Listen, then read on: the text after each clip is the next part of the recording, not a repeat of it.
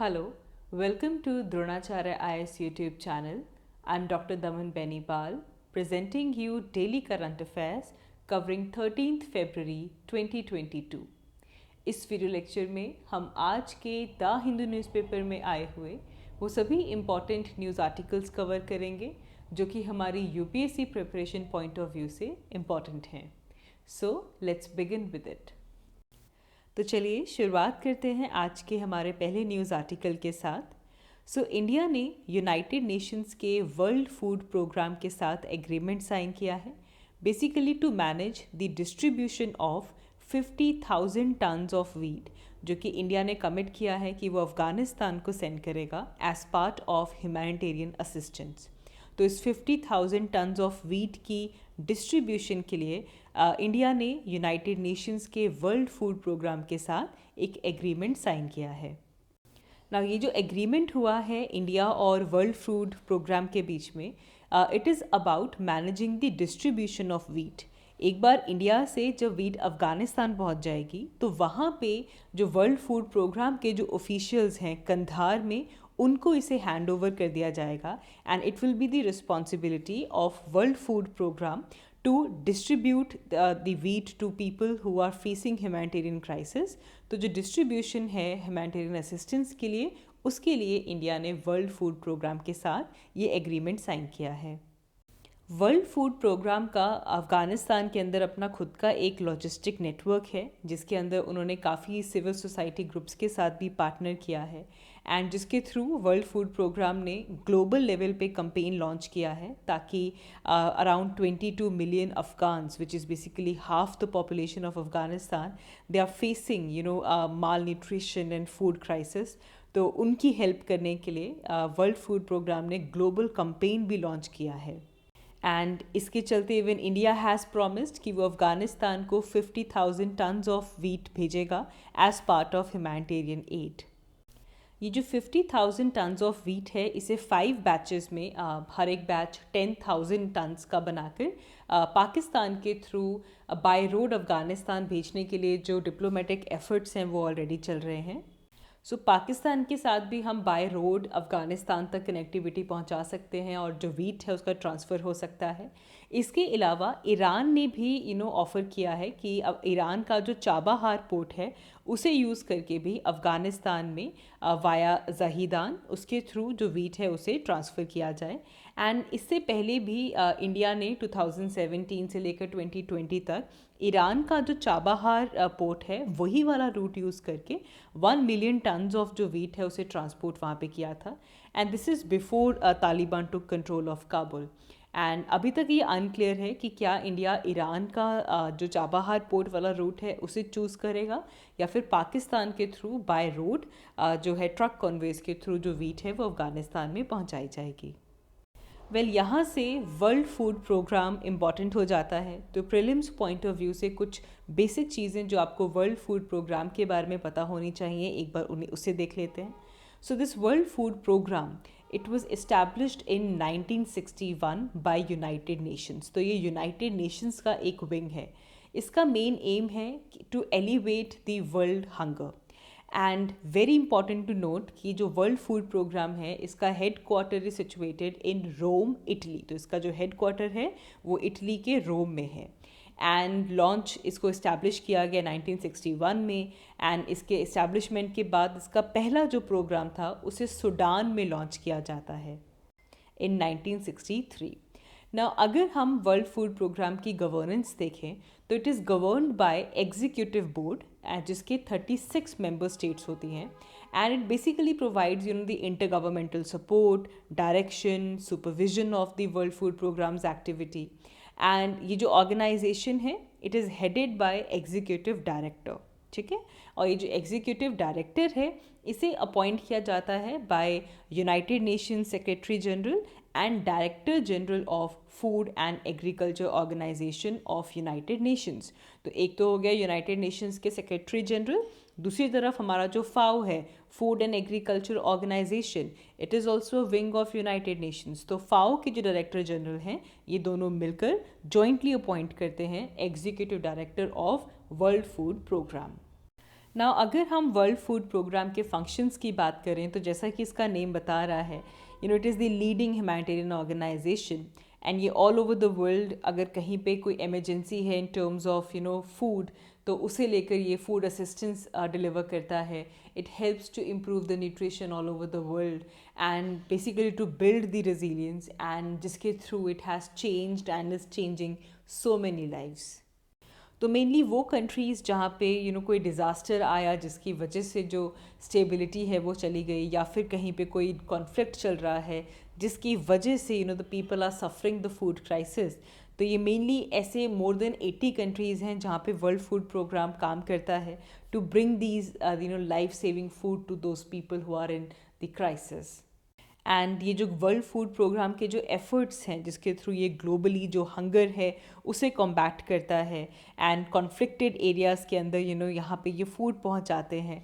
तो इसे लेकर इवन 2020 में इसे नोबेल प्राइज़ भी मिला फॉर पीस, क्योंकि जो role World food Programme play करता है it is very important. It acts as a driving force. It basically prevents the use of hunger as a weapon of war and conflict. So basically, it contributes in bringing the conditions of peace in the conflicted areas. तो prelims point of view से world food programme हमारे लिए important है. आगे बढ़ते हैं. हमारा next news article Pacific islands के पॉलिटिकल ब्लॉक के बारे में है. अगर आप पैसिफिक ओशन देखें तो वहाँ पे बहुत सारे छोटे छोटे आइलैंड्स हैं and we usually divide them into several groups. We have Micronesia, Melanesia and Polynesia. And इन आइलैंड्स का एक यहाँ पे ग्रुप बना हुआ है, पॉलिटिकल ब्लॉक है. उस पॉलिटिकल ब्लॉक को कहा जाता है Pacific island forum. Okay, the name of this political block is Pacific island forum. Now ये पहले भी न्यूज़ में था जब माइक्रोनेशिया की 5 नेशंस ने कहा that they want to withdraw from Pacific island forum. लेकिन अब ये न्यूज़ दोबारा आई है क्योंकि वो 5 माइक्रोनेशियन नेशंस जिन्होंने पहले कहा था कि वो विड्रॉ करना चाहते हैं, नाउ दे हैव सेड कि they don't want to withdraw. वो पैसिफिक आइलैंड फोरम के साथ जुड़े रहना चाहते हैं. They have suspended their plan to break away from the Pacific island Forum. और ये 5 माइक्रोनेशियन आइलैंड्स कौन कौन से हैं, लेट्स सी दैट.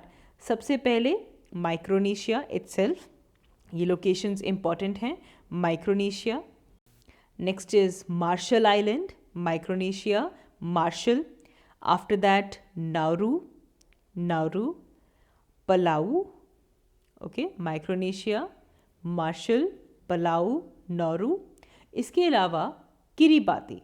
तो ये जो 5 कंट्रीज़ हैं, Micronesia, Marshall islands, Nauru, Palau, Kiribati, इन्होंने पहले कहा कि they want to break away from the Pacific island forum, लेकिन अब इन्होंने अपना ये जो प्लान है इसे सस्पेंड कर दिया है. तो यहाँ से एक बार क्विकली समझ लेते हैं कि पैसिफिक आइलैंड फोरम बेसिकली है क्या. तो it is basically inter governmental organisations. इसके अंदर 16 कंट्रीज़, पैसिफिक ओशन की 16 नेशंस मिलकर इस ऑर्गेनाइजेशन को फॉर्म करती हैं. और इसका मेन एम या फिर इसका मैंडेट ये है to promote the intergovernmental relations.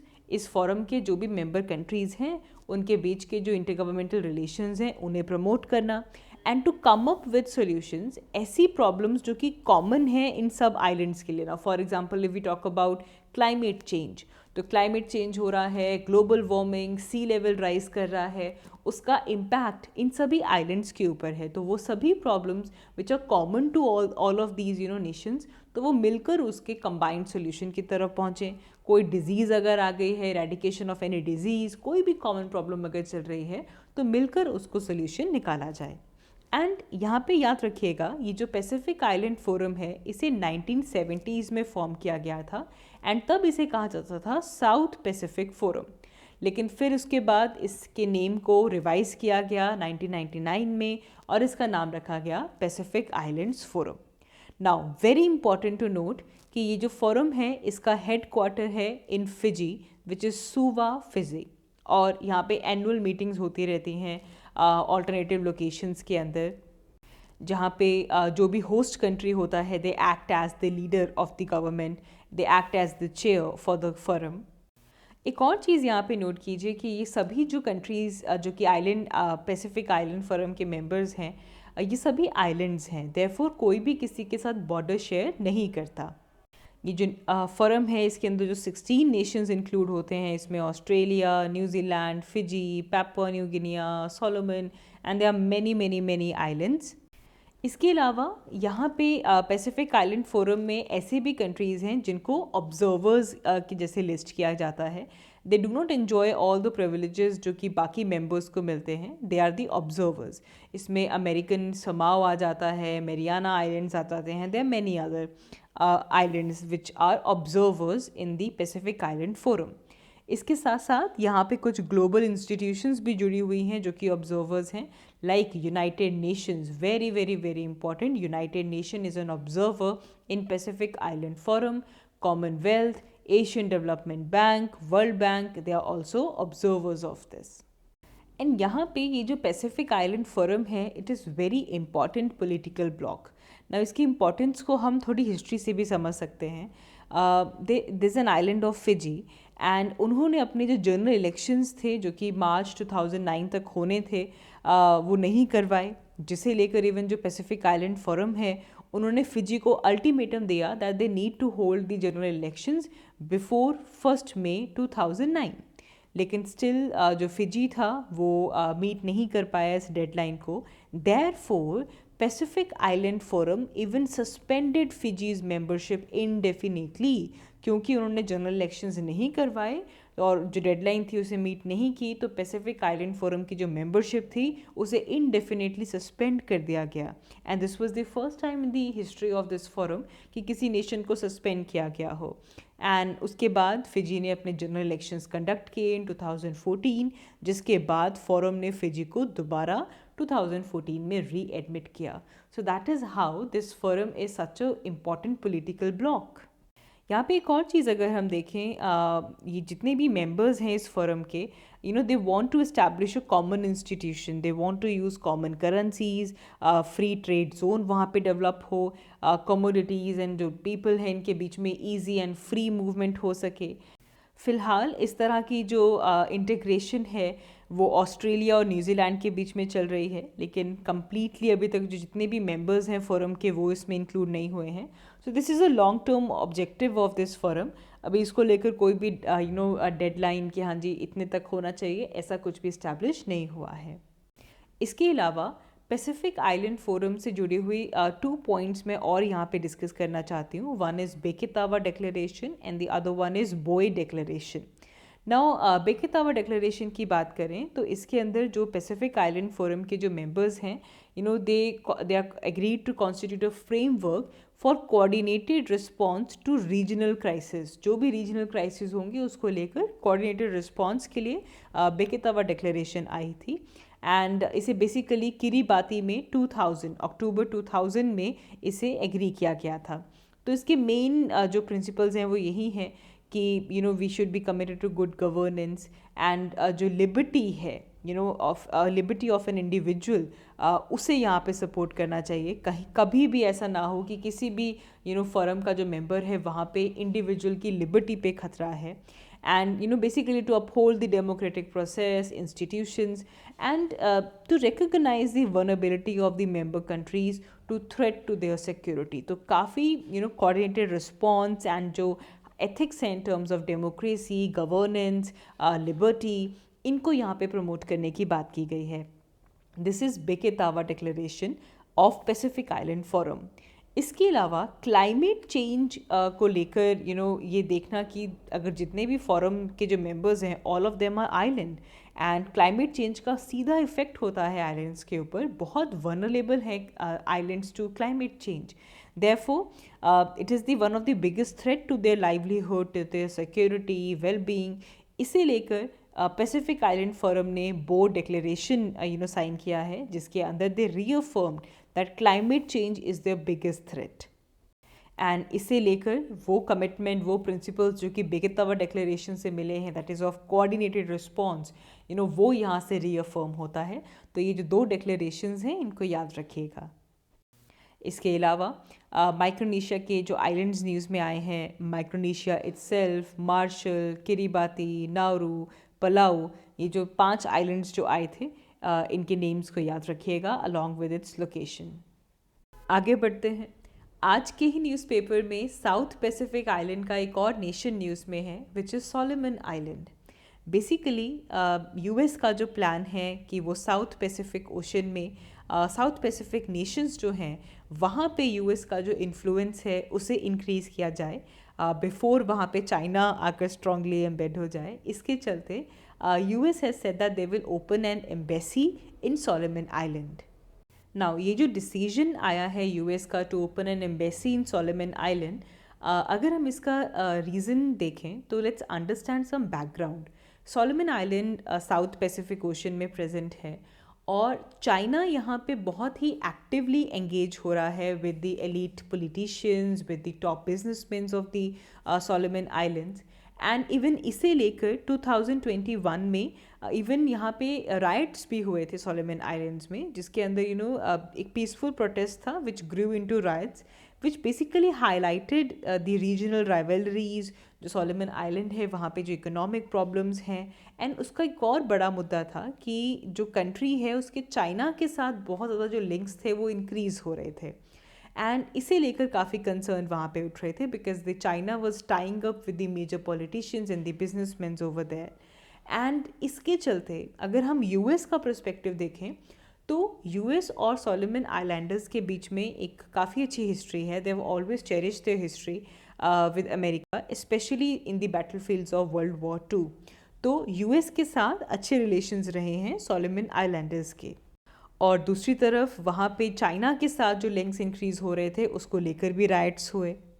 And to basically ये जो चाइना का जो इन्फ्लुएंस है, जो एम्बिशंस हैं साउथ चाइना में, इसे काउंटर करते हुए यूएस ने इंडो पैसिफिक स्ट्रैटेजी को यहाँ पे प्रमोट करते हुए सोलोमन आइलैंड्स में अपनी एम्बेसी ओपन करने का डिसीजन लिया है। एंड इसके चलते जो रिसेंटली क्वाड मीटिंग हुई थी उसमें यूएस ने कहा कि that they are committed to a free and open, connected and prosperous, secure, resilient Indo Pacific region. तो ये काफ़ी बड़ा स्टेप है from US point of view. अच्छा जी, अब जोग्राफिकली इसकी लोकेशन को समझते हैं। अभी इससे पहले हमने माइक्रोनेशिया के जो आइलैंड्स थे उनको देखा था, right? Micronesia, Melanesia, Kiribati, Palau, Nauru, they were from Micronesia. Now अगर हम सोलोमन आइलैंड की बात करें तो it is basically a nation in Melanesia. ठीक है, ये मेलानेशिया में लाई करता है। पैपुआ न्यू गिनिया के बिल्कुल ईस्ट में, पैपुआ न्यू गिनिया का बिल्कुल ईस्टर्न साइड जो है वहाँ पे आपको सोलोमन आइलैंड्स मिलेंगे। मोर देन 990 आइलैंड्स हैं यहाँ पे। इसकी कैपिटल याद रखिएगा, the capital of Solomon islands is Honiara. And ये जो सोलोमन आइलैंड्स हैं वहाँ पे एक आइलैंड है, आइलैंड ऑफ ग्वादलकल कैनाल, वहाँ पे ये सिचुएटेड है। मेलानेशिया में हमारे पास वॉल्केनिक आइलैंड्स काफ़ी प्रोमिनेंट हैं और साथ ही में वहाँ पे कोरल अटॉल्स भी हैं।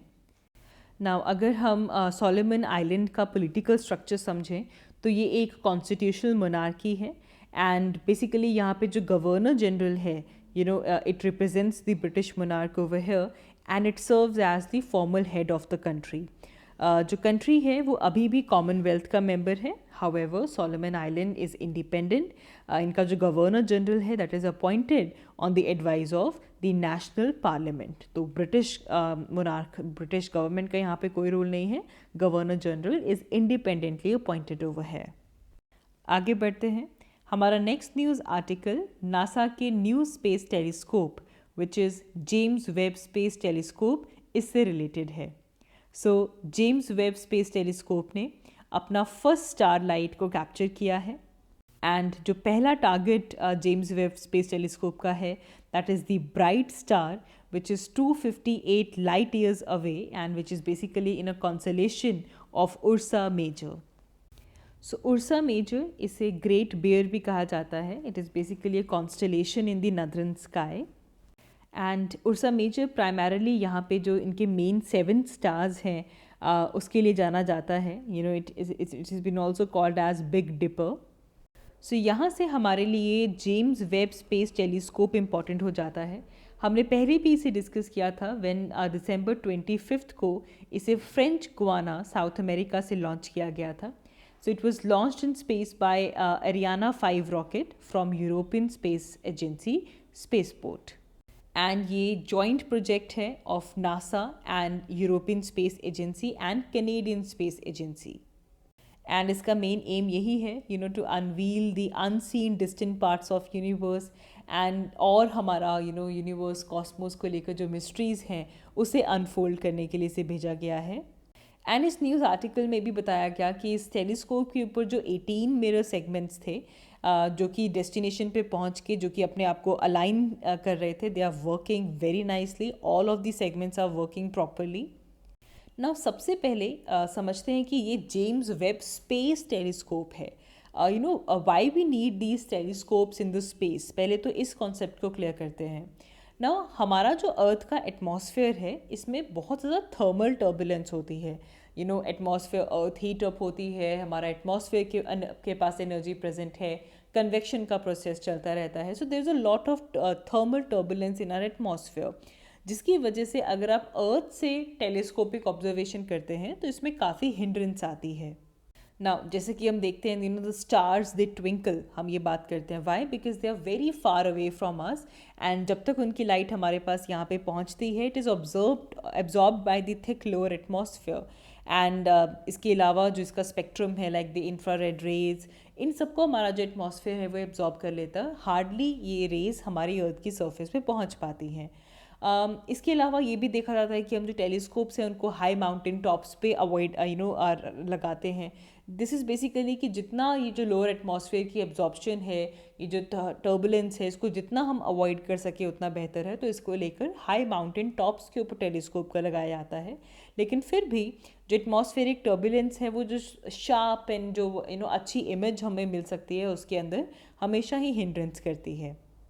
तो अगर हम टेलीस्कोप्स को स्पेस में ले जाएं तो पूरी तरह से जो हमारे एटमॉस्फेयर की डिस्टर्बेंस है वो यहाँ से अवॉइड हो जाएगी, जिसकी वजह से हमें बहुत ही sharp and clear and profound vision की जो पिक्चर है, कोई भी ऐसा ऑब्जेक्ट जो कि it's very far away in the universe, हम उसकी भी बहुत क्लियर पिक्चर्स यहाँ पे ले सकते हैं.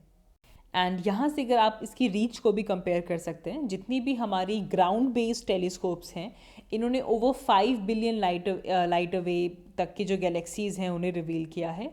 लेकिन इससे पहले Hubble space telescope, very important, इसने अराउंड 13.4 बिलियन ईयर्स तक जो गैलेक्सीज़ हैं उनको आइडेंटिफाई किया था. तो ऑलरेडी जो स्पेस टेलीस्कोप है इसकी जो रेंज है वो काफ़ी ज़्यादा इंक्रीज़ हो जाती है. नाउ बेसिकली ये जो हमारा जेम्स वेब स्पेस टेलीस्कोप है ये हमें एक तरह से टाइम ट्रैवल करवाने वाला है. ये जो टेलीस्कोप है it can detect an object and it show how it looks. Imagine कीजिए लेट्स से कि जो बिग बैंग जब हुआ था that occurred precisely at midnight, जनवरी 1 को हुआ. एंड अभी इस टाइमलाइन के अकॉर्डिंगली हम अभी दिसंबर 31 की मिडनाइट पे हैं. नाउ जो जेम्स वेब स्पेस टेलीस्कोप है इसकी इतनी स्ट्रॉन्ग पावर है कि ये हमें यूनिवर्स जनवरी 6 को कैसा था हमें वो तक दिखा सकता है. मतलब अर्लीस्ट टाइम जब जो स्टार था वो शाइन होना शुरू हुआ, उसकी फॉर्मेशन के टाइम पे बेसिकली जो बिल्कुल एंशियंट पास्ट है हमारे इन ग्लोबल स्टार्स का, इसे यहाँ पे ये शो कर सकता है. इसके अलावा स्टार्स की, गैलेक्सीज़ की जो एलिमेंटल कॉम्पोजिशन है उसका हमें पता चलेगा यहाँ से. टेम्परेचर कैसा है किसी भी स्टेलर ऑब्जेक्ट का वो हम यहाँ से पता कर सकते हैं.